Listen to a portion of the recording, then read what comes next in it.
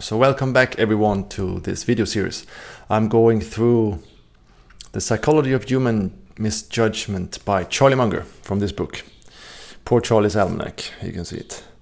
So highly recommend getting the book, studying it, and I'm teaching it to you so I can really grasp the concepts, because if I'm teaching it I learn the principles better, and hopefully you can get one or two ideas out of videos that can help you improve your life. If it's your finances, your relationships, or your business, or your health. So today we're going to talk about number 6 and number 7. So curiosity tendency, and 7 Kantian fairness tendency. He has a little bit tricky language, so I'm going to simplify it so it's easier to understand. So why are these important? Why are these principles important to learn? Because we have these pre-programmed ways of making decisions in our mind that historically throughout evolution they have worked, but in today's world they maybe trick us in certain situations, and other people might use them to manipulate us to make decisions that benefit them and not us. So by learning these principles, we can make smarter decisions, we can make more smart decisions, fewer bad ones, and in that way we can increase the quality of our life. So number 6 that we're going to start talking about today is curiosity tendency. So this is a very positive way our mind works. It helps us to learn new things, and Charlie says that, for example, most advances in math and science have come from human curiosity. Basically, we are curious to learn new things and develop. And I think for me, this has always been a natural part of my life. I've been curious about new things, and it has helped me to learn and to find books that I want to study and learn instruments, languages, and to develop. So for me, thank God, it has been a natural part of my life. I think it has saved me a lot of trouble. So how can we use this principle of curiosity? Well, we can study subjects that will serve us. And we can make sure that it's subjects that really will help us reach our goals, and not just that it's subjects that will make us more, that we think will make us more liked by others or more popular or anything like that. For example, if you're super interested in something in science, and then it would be so good if you really would dig down and study everything you can about that subject and become an expert in that subject, because then you could really make a contribution in that field and become a really knowledgeable person in that field. But it would make less sense to divert and to study, something else just to be popular, something that your parents would like you to do just because you want to be liked by your parents, or among your peers. So you see how it would be easy to choose some other subject to be curious about just because maybe your parents want that, or you want to be more popular among girls or the opposite sex, or in school or something. But instead, really dig down in the subject that you really like. And you can see many people have used this principle. For example, Bill Gates, he became one of the best programmers really early on, because he had access to one of the first great computers in his university. So he would basically spend all the time in this computer to learn how to code. Then he built one of the biggest companies in the world, just because he became really passionate and curious about one specific thing that was really valuable to others. And for me, it's when I get curious about something, I really want to learn. I get curious to really learn a subject, to learn everything I possibly can about that subject, so that I can see it from all different angles, and that I have a super clear understanding of the subject.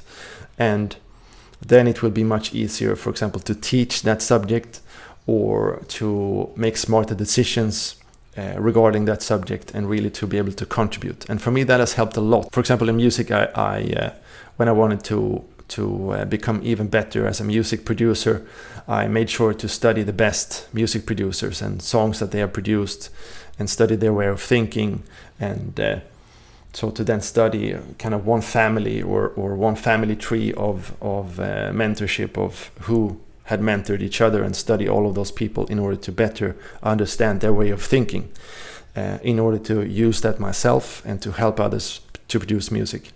So that's just an example, but curiosity is really a superpower that we can apply, and if we use it in subjects that can serve us, it can really help us to contribute another person. It will really help you that other people will find you valuable. If you use curiosity and learn everything you can about a subject, then you will have a really big confidence when you speak about that subject, and other people will listen, and you can really contribute when it comes to that area. So we can see mistakes that people do with this principle is getting curious about the wrong things. The lighter version maybe is getting curious about things that will just make us popular for our, like I said before, for our family, friends, or in school, or the opposite sex, for example, to kind of let that lead the way. But the more like dark or the worst part of that could be if the person who gets curious about a religious cult, for example, their books or their study materials or something, that could really be a harmful way of using that principle. Or any type of curiosity for like joining any group with extreme views, if that is political or religious or something, that can really make us blind and make us do stupid things. Charlie Munger, he says that he makes the example a few times in the book about college students who have, like, very highly intelligent college students who have been manipulated by religious cults, for example.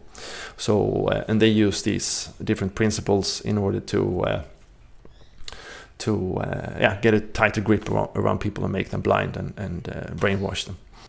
So make sure to use it for your benefit and in a way that can benefit society. So number 7, Kantian fairness tendency, a super fancy name for that we naturally want to be fair towards other people. The name comes from a man called Kant, and he had a golden rule that if everyone followed that, society would work much better. And Charlie, he makes the example of if there's a small community and to enter the city you have a one-way tunnel, for example, then you will see that people are kind of kind towards each other and let other cars pass and so on, and they naturally treat each other good because of human fairness. So he says that is something that is naturally inherent to us humans, and probably that has been because in a group, natural selection has promoted that we are fair towards other people, because then the group will survive. And this behavior has worked for us to survive. For example, in a group of hunter-gatherers, if we were fair towards our friends and treated them kindly, they would do the same to us, and the group would have a much greater chance of survival. So probably that's why we have this behavior.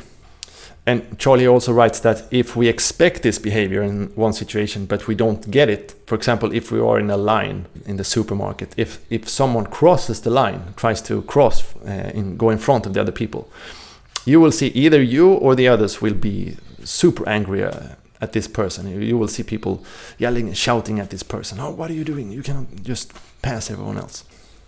Or if in the workplace, someone would eat all the buns that should be for all the employees or something, then they would become angry at this person and, never like that person again. In Sweden now, when it has been a recession, when some companies started to cut down on the expenses of the employees. In one company in particular, I'm thinking of, they cut down on the number of people who could join the Christmas dinner in the company. So only, I think, people who worked full-time or something could actually join, and people who worked part-time were not allowed to join. And that caused an outrage among the employees, and I heard someone gossip about this and said, oh, it's just horrible how they treat their employees, da, da, da. So if we expect fairness, maybe everyone looked forward to that dinner and then we don't receive it, then we will start to dislike the company or the boss, for example. And how can we use this principle? So we can make sure that when giving gifts to family members, for example, that we are fair, we give an equal value to each person or equal amount of gifts to each person. Or to the employees in a company, to be really fair among them, so we don't, let's say we will give only gifts to everyone except one, for example. It would be, that person would start hating the company and probably start to try to do things that would harm the company. We can also see then how this principle could be used against us. How can other people use this principle to manipulate us? Well, I saw one TV show about burglars, it was kind of ex-burglars who were showing how they used to break into apartments, and they would use this in order to not be recognized as burglars. So they would, when they got into one apartment building, they would be nice to someone, maybe make a small favor or say hi to someone, so that they held up the door for them to be let into the apartment house. And they said hi, looked like a janitor or someone who was going to fix something in one apartment, and be nice and fair towards the neighbors. And then the neighbors could not think that this would be a bad person, because they looked like a kind person, they treated them with fairness, and so they used this to manipulate the others and to be able to break into the apartment. I also read in a book about investment scammers that traveled from city to city, and they were hosting very extravagant dinner parties and saying that they were seeking investment for their new startup. And then when people went there and they saw, oh, this, he's so generous and buy this expensive champagne or give us all this food and it's so nice. And so then they automatically assumed that was a generous person and a fair person. So then they invested, but it was, there was actually no real company, and they just travel around from city to city doing this. So they also used that principle of portraying being a generous, fair person, while actually just using that to manipulate other people to give them their money. It could also be used by a psychopath seeking a new victim to be in a relationship with. For example, in the beginning, initial stages of the dating process, they could be portraying traits of a fair, good person in order for the victim to assume, oh, this seems like a good person. This seems like a normal good person, and I feel good around this person. Like they naturally share with their friends, or they show empathy for others, or portraying this.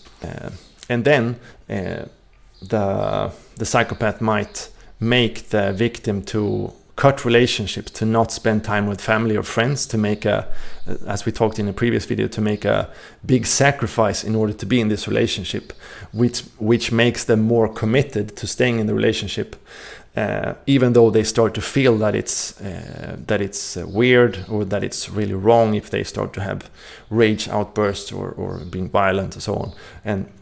But because they have cut so many ties with their previous good relationships and made a sacrifice, then they actually stay in this relationship, even though it's really bad for them.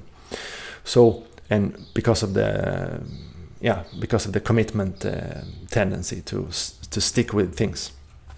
So when we are in groups of other people, it's important that we know this principle and that we know how to treat others with fairness, so that we don't accidentally treat people unfair, so that they become hostile to us, towards our company or something. Both with employees, if you have, or your customers, so you treat them fairly and good. But also how to spot how other people can use it to manipulate us. If it would be some scammer or some psychopath, for example. So we know how to look out for those and stay out of trouble. So I hope you liked the video, and I hope the background noises with the exotic birds and everything is not disturbing too much. I'm in Brazil, so I have there's a few sounds in the background. I hope that's okay. So, but I hope you can take one or two of these ideas, apply it, and hopefully it can help you to avoid some big mistake and help you make smarter decisions and help you have a better quality life. So thanks so much for watching, and see you soon.